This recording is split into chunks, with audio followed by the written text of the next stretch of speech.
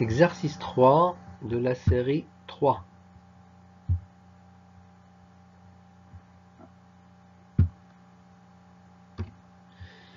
On se propose d'étudier à 25 degrés Celsius les propriétés acido-basiques d'un couple AH-A-. Pour cela, on prépare une solution S1 de l'acide AH de concentration C1 dont le pH est pH1 égale 2,39. Question 1. Lorsqu'on ajoute un volume V1 égale 10 ml de la solution S1, un volume d'eau VH2O égale 40 ml, on obtient une solution S1' dont le pH est pH1' égale 2,75. L'électrolyte AH est-il un acide fort? Justifiez votre réponse. Alors on va supposer que l'acide AH est un acide fort.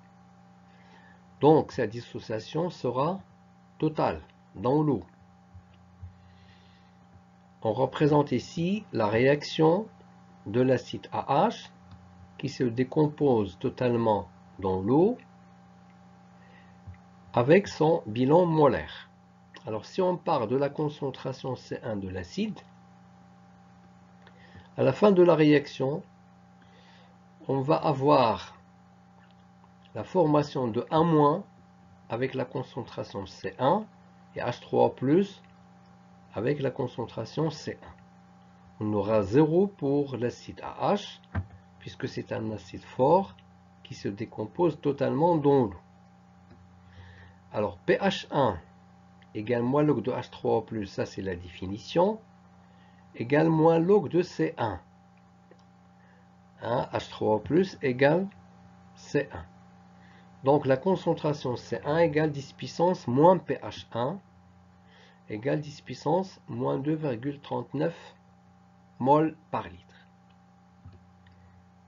Lorsqu'on ajoute à un volume V1 égale 10 ml de la solution S1 un volume d'eau égale 40 ml, la nouvelle concentration de cet acide devient C1' égale C1V1 sur le volume total V1 plus VH2O. Alors si on remplace chaque paramètre par sa valeur, on obtiendra cette valeur de la concentration.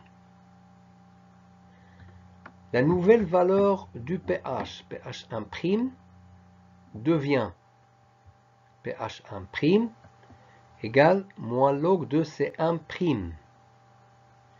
Donc égale moins log de la concentration C1' égale 3,1.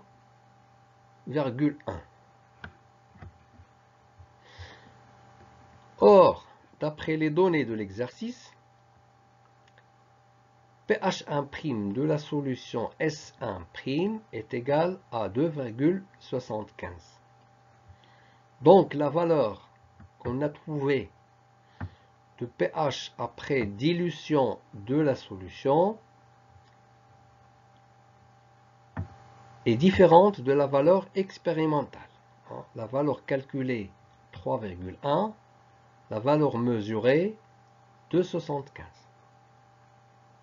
Donc on en déduit que l'électrolyte AH n'est pas un acide fort. Ça veut dire que la supposition qu'on a faite au début, elle est fausse. Question 2. Lorsqu'on ajoute à V1 égale 10 ml de la solution S1 un volume VB égale 5 ml de soude, de concentration CB égale 0,2 mol par litre, l'acide AH est totalement salifié. Ça veut dire qu'on est au point d'équivalence. Déterminer la concentration C1 de l'acide AH dans la solution S1. Les équations de réaction de la soude et de l'acide AH dans l'eau sont les suivantes. NaOH, c'est une base forte, donc il se décompose totalement dans l'eau pour donner Na+ et OH-. L'acide AH est un acide faible. Sa réaction sur l'eau donne naissance à un équilibre. Une réaction équilibrée signifie que la dissociation de l'acide est partielle et n'est pas totale comme celle de NaOH. C'est une dissociation partielle. Une partie se dissocie, se forme de 1- et une partie reste, se forme de AH. À l'équivalence, le nombre de moles d'OH- ajouté est égal au nombre de moles de H3O+ disponibles dans l'acide AH. Soit la relation C1V1 égale CBVB.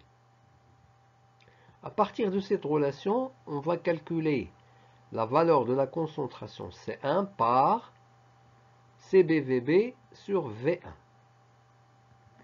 qui est égal à 0,2 multiplié par 5 fois 10 puissance moins 3.